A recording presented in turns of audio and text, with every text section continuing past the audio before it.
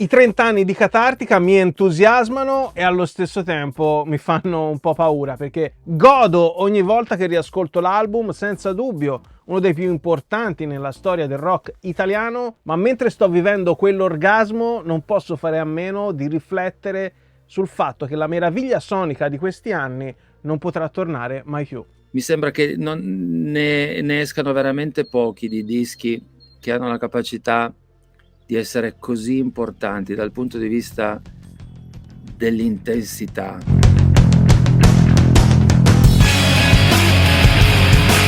Le recenti ristampe in vinile e CD sono un buon pretesto per dirvi due cose al volo su Catartica, oltre che per raccogliere il pensiero del leader dei Marlene Kunz su questo disco, sulla realtà dell'epoca e la realtà di oggi. Noi volevamo riuscire a fare un disco. All'epoca fare un disco non era facile come adesso, cioè non era un traguardo scontato, banale e quasi irrilevante come lo è tuttora, era una tappa ambita con un significato profondo di un certo tipo e non tutti ci arrivavano, perché comunque per fare un disco dovevi trovare un'etichetta che te lo pubblicava. Forse ambivamo a non avere un'etichetta ultra underground, ma qualcosa che fosse un po' più in grado di darci l'illusione di poter provare a fare i musicisti rock in Italia in maniera seria.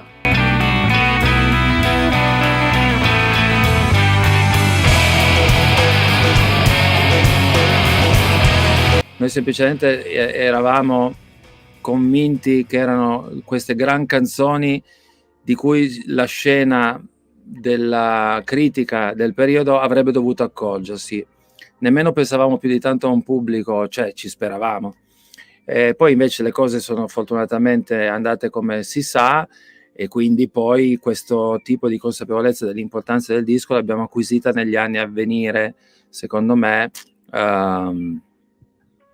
nel corso dopo 4, 5, 6 anni ci siamo resi conto che i Marlene stavano facendo delle cose, diciamo, rimarchevoli.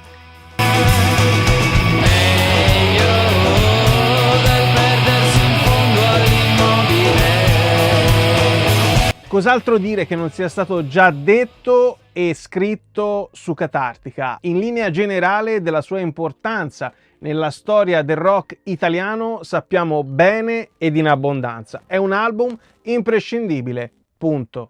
Imprescindibile perché per la prima volta in Italia viene pubblicato un disco influenzato pesantemente dal noise americano, che però, e qui sta la differenza rispetto alle altre band e agli altri dischi, che però ha la capacità di uscire dalle nicchie dei centri sociali e degli ultra appassionati che fanno il passaparola della band fenomeno del momento solo per parlarsi addosso. Quanto siamo bravi che ascoltiamo questa musica favolosa. Catartica invece ha tutte le carte in regola per arrivare a un pubblico più ampio, perché prende le tonnellate di distorsione dei Sonic Youth e ci appiccica sopra il senso per la melodia italiana e l'estrema musicalità e versatilità dei testi di Godano, che riescono da subito a essere evocativi, colti e strani quanto basta per far sbrodolare chi cerca altro ai pur gloriosi Litfiba e Timoria. E si sta parlando di due band che nell'anno precedente, 1993, hanno pubblicato i loro album più rock, altri due capolavori che saranno protagonisti di Italia 90, i dischi che hanno segnato un'epoca. Adesso ci vede nebulosamente, nebulosamente.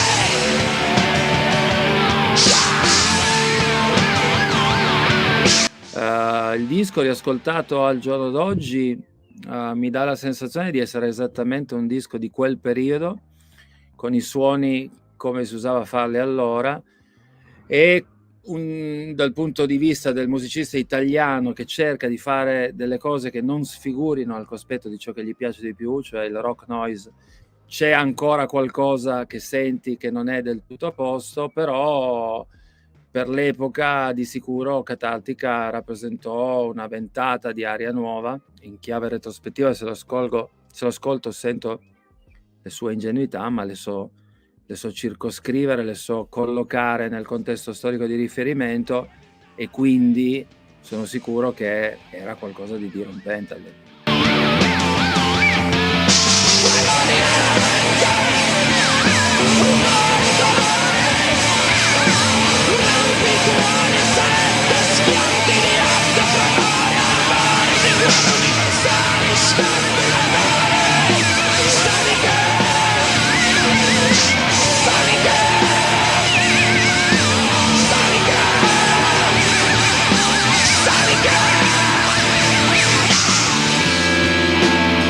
Bollino SIAE prima stampa.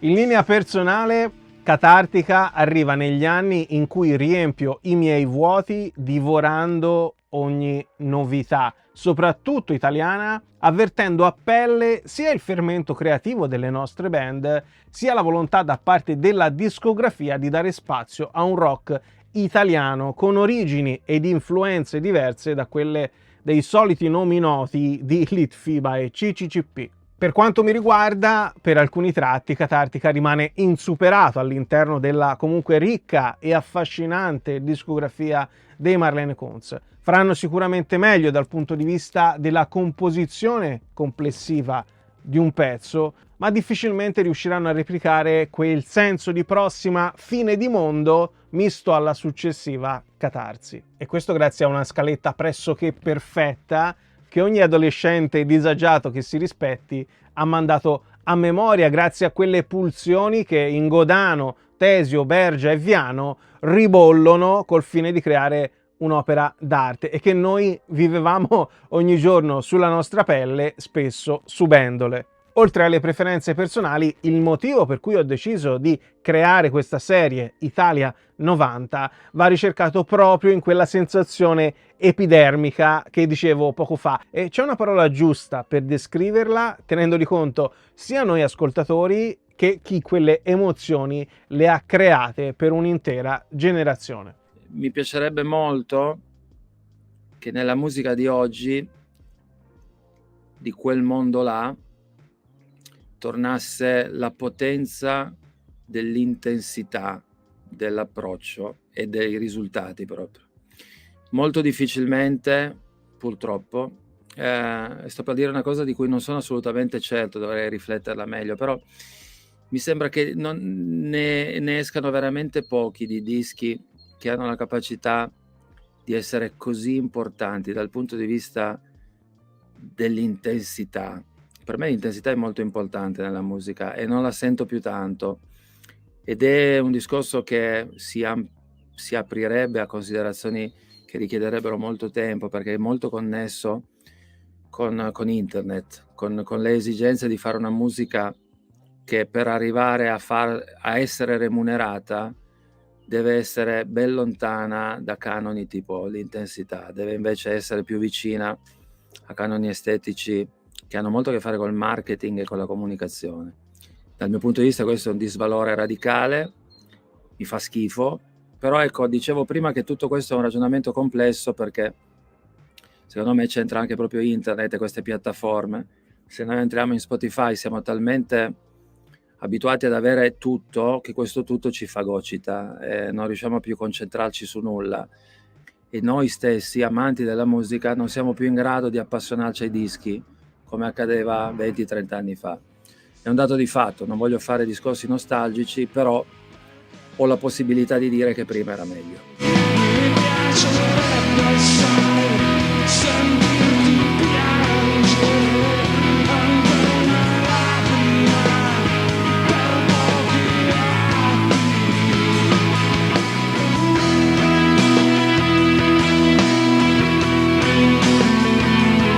Purtroppo non posso contraddire Cristiano Godano anche volendo, e non posso farlo perché ha descritto in poche parole chi è l'appassionato medio italiano di oggi, un residuato bellico sommerso di musica e senza la capacità, ma direi soprattutto senza la voglia di andarsi a cercare quel brivido lungo la schiena che elettrizza per la scoperta di qualcosa che non si conosce. Ma anche il desiderio dello stupore da disvelamento improvviso, sempre di corsa, diretti non si sa dove se non verso il ferrettiano produci, consuma, crepa, non riusciamo neanche più a capire se un disco ci piace oppure no, e preferiamo passare ore sui social a deridere cosa non ascolteremo mai piuttosto che raccontare cosa ci emoziona davvero.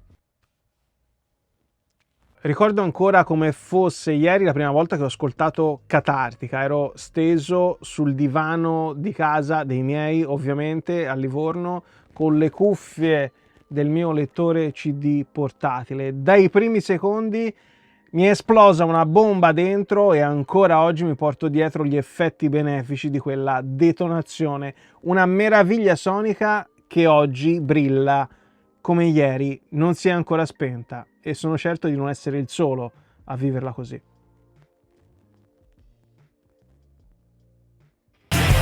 allora, con questa spazzatura, rock, rock sulla tua caparura.